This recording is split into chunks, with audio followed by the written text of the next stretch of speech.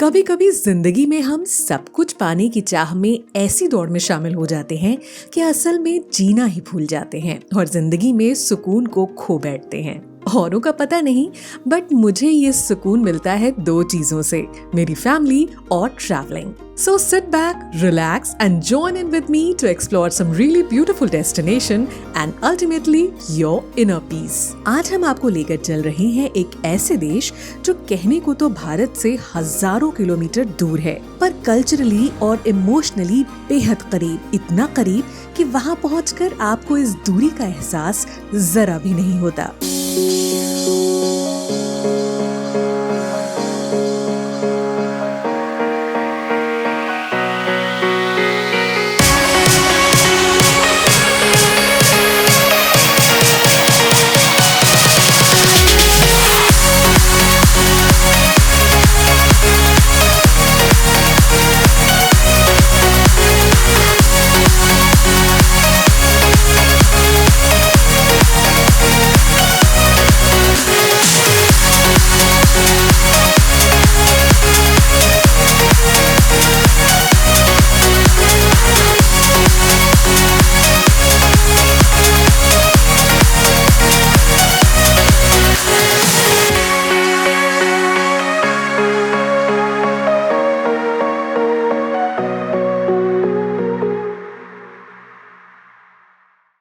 और अब मैं आ चुकी हूँ एक ऐसे देश, एक ऐसी जगह जिसके बारे में मशहूर ट्रैवल ऑथर मार्क ट्वाइन ने एक बार कहा था कि this place was made before heaven and heaven was copied afterwards. यानी कि उन्हें इस जगह की, इस देश की खूबसूरती इतना भाई कि उन्होंने हेवन की खूबसूरती से पहले इस जगह को रखा। मैं पहुंच चुकी हूँ मॉरिशस। मॉरिशस अपने एग्जॉटिक बीचेस और ब्रेथ टेकिंग ब्यूटी के लिए तो जाना जाता ही है। यही वजह है कि यहाँ दुनिया के कोने कोने से लोग आते हैं। लेकिन सबसे ख़ास बात या कहें इसका यूनिक फीचर है यहाँ की रिच कल्चरल डाइवर्सिटी। यहाँ इंग्लिश, फ्रेंच और इंडियन, इन तीनों संस्कृतियों का अद्भुत संगम देखने को मिलता है। तो मॉरिशस की सुंदरता और संस्कृति दोनों को ही एक्सप्लोर करेंगे मेरे साथ मेरे इस सफर में।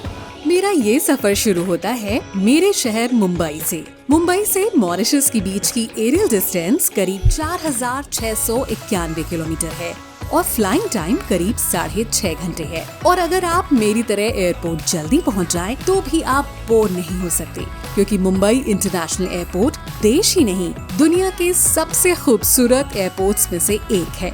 करीब 6.5 घंटे की फ्लाइट के बाद हम पहुंच गए हैं मॉरिशस के सर सीवू सागर रामगुलाम इंटरनेशनल एयरपोर्ट। यहाँ की कैपिटल सिटी से ये करीब 48 किलोमीटर दूरी पर है। भारत से दूर विदेशों में बसे भारत की सच्चाई का एहसास आपको एयरपोर्ट से बाहर निकलते ही हो जाएगा।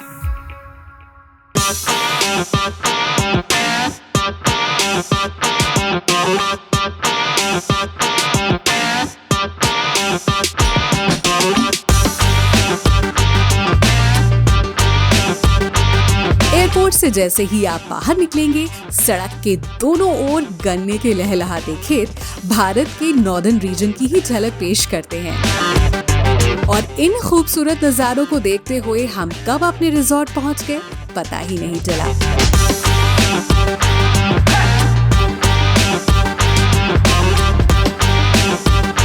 यूं तो मॉरिशस में रहने के लिए बहुत सारी जगह हैं, लेकिन नेचर के बीचों बीच रहने से अच्छा भला क्या हो सकता है। तो हमने भी अपना ठिकाना एक बीच रिजॉर्ट चुना। ये एक बीच रिजॉर्ट है जिसमें 2 restaurants, spa, boutique, shopping area, swimming pools तो है ही, लेकिन सबसे अमेजिंग बात ये है कि यहाँ आपका अपना एक प्राइवेट बीच है और लकीली हमारा रूम इसके ठीक सामने है। और क्या चाहिए फिर, मैं तो पूरा दिन सब कुछ छोड़कर यहीं बिता सकती हूँ।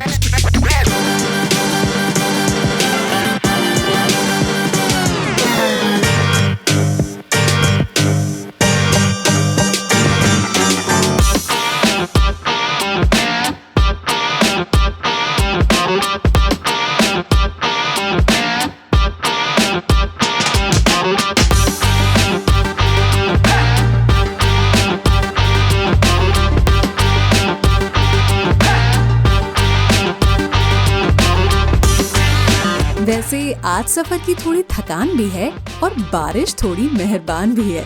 तो आज का दिन बारिश और बीच के बीच रिलैक्सेशन के लिए।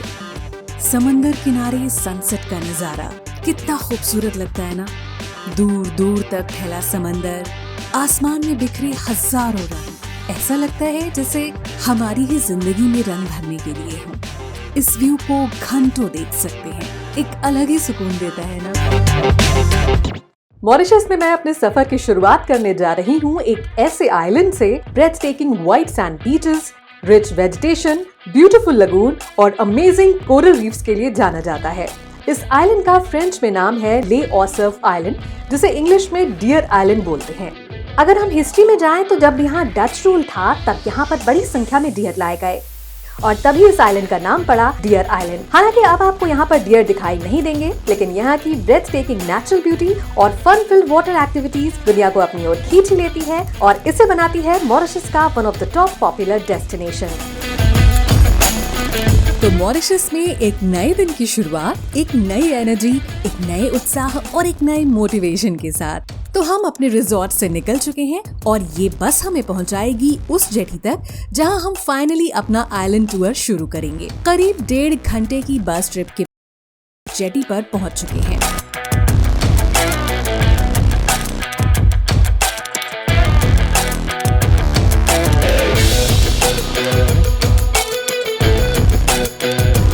ले ऑसर्फ आइलैंड यहाँ के सबसे पॉपुलर आइलैंड्स में से एक है। इसकी खूबसूरती की वजह से ही इसे पैराडाइज आइलैंड का नाम भी मिला है और ये इजीली एक्सेसिबल भी है। यहाँ आप बड़ी आसानी से पहुँच सकते हैं।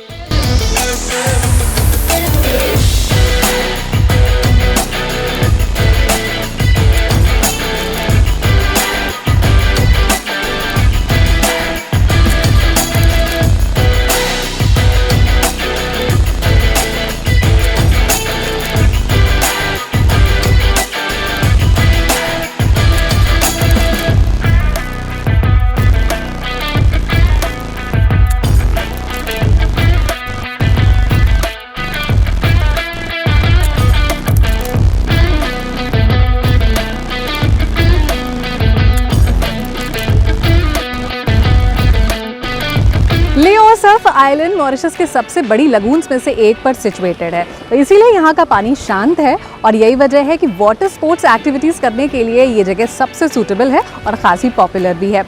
यहाँ पर आप कई तरीके के वाटर स्पोर्ट्स का मज़ा ले सकते हैं, like parasailing, snorkelling, sea walking, tube riding, banana boat rides, glass bottom rides.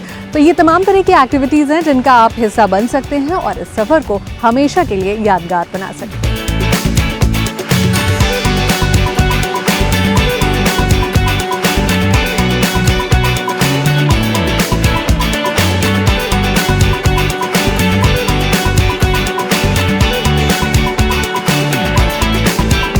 समंदर के अंदर के खूबसूरत संसार को देखने के बाद अगर आपके मन में आसमान में पंछी की तरह उड़ने की चाह है, इसके लिए है पैरासेलिंग। इससे आपको पूरे आइलैंड का बर्ड आई व्यू मिलता है।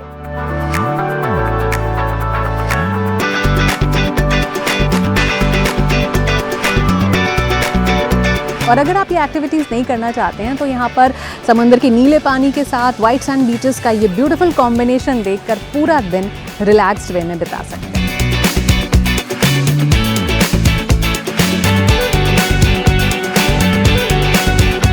पहाड़ों से गिरते झरने का समंदर में मिलन, ये खूबसूरत नज़ारा भला किसे पसंद नहीं होता। ले ऑसर्फ आइलैंड के इस टूर पर आपको ये नज़ारा देखने को मिलता है grand river south east waterfalls पर। चारों तरफ हरे भरे जंगलों से घिरे इस वाटरफॉल की खूबसूरती सभी को अपनी ओर खींच ही लेती है।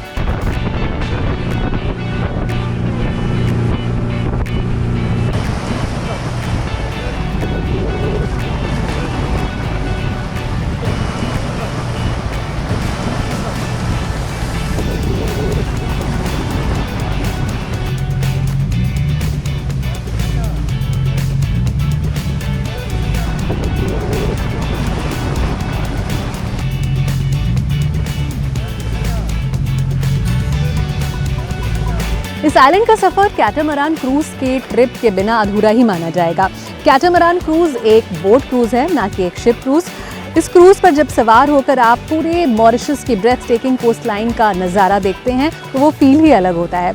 इसके साथ ही यहाँ पर आपके खाने पीने के लिए भी स्पेशल बारबेक्यू लंच और ड्रिंक सर्व किए जाते हैं। यही नहीं, यहाँ पर आपके एंटरटेनमेंट के लिए भी पूरा इंतजाम किया गया है।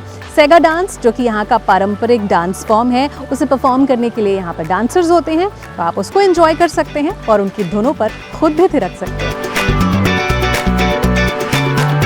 कैटामरान क्रूजेस की कई कैटेगरीज मॉरिशस में अवेलेबल हैं। आप फुल डे क्रूज कर सकते हैं, आप हाफ डे क्रूज कर सकते हैं, सनसेट एंड डिनर क्रूज भी काफी पॉपुलर है और कपल्स के लिए प्राइवेट क्रूजेस भी हैं।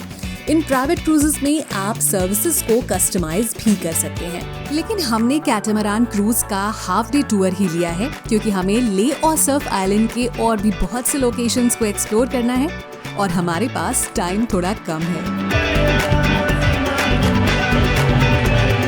सेगा डांस मॉरिशस का पारंपरिक डांस फॉर्म है जो इन क्रूजेस के अलावा लगभग सभी बीच रिजॉर्ट्स में भी परफॉर्म होता है, जिससे आप मॉरिशस के कल्चर और ट्रेडिशन से जुड़ सकें। Basically it's a musical expression of मॉरिशन way of life that is Joy and happiness.